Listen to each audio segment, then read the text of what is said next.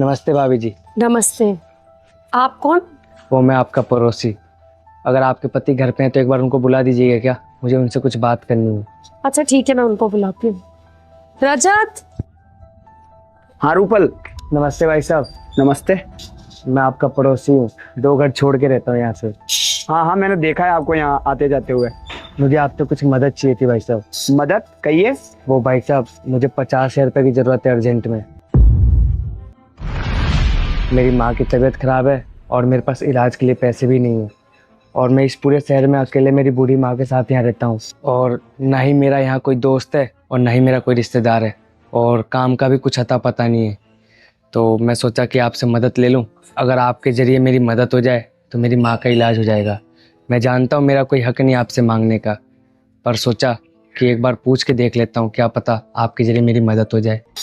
मेरे पास 50,000 रुपये तो नहीं होंगे, पर 1 मिनट में देखता हूँ। मेरे पास जितने रुपए भी होंगे मैं आपको उतने रुपये देता हूँ। रजत, तुम पागल तो नहीं हो गए हो? तुम 1 मिनट रुको रूपल।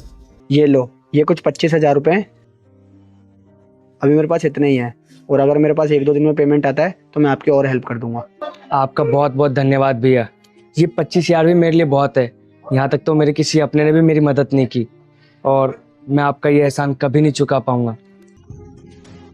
सुनो, खैर खबर की उसकी? क्यों, क्या हुआ?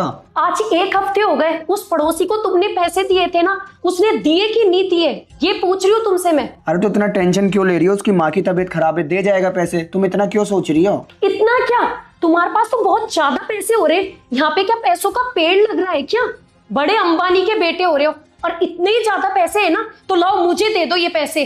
अरे रूपल, वो प्रॉब्लम में लौटा देगा पैसे, इसमें परेशानी वाली क्या बात है? कोई घर छोड़ के थोड़ी भाग रहा है जो तुम इतना परेशान हो रही हो। ठीक है, एक काम करते हैं, उसके घर ही चलते हैं, क्योंकि तुम्हारी हिम्मत तो है नहीं उससे बात करने की। मैं साथ चलती हूँ और मैं उससे बात करती हूँ। ठीक है, चलो। नमस्ते भाभी जी। तुम?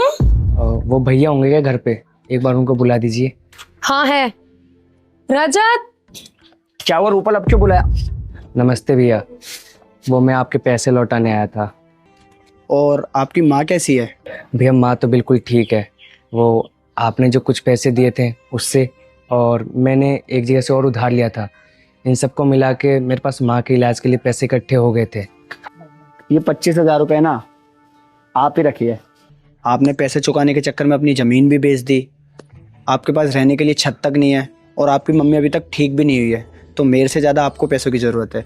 और हाँ, ये पैसे लौटाने की आपको बिल्कुल ज़रूरत नहीं है। और कभी फ्यूचर में अगर आपके पास पैसे आएँ तो आप मुझे नहीं, किसी ज़रूरतमंद की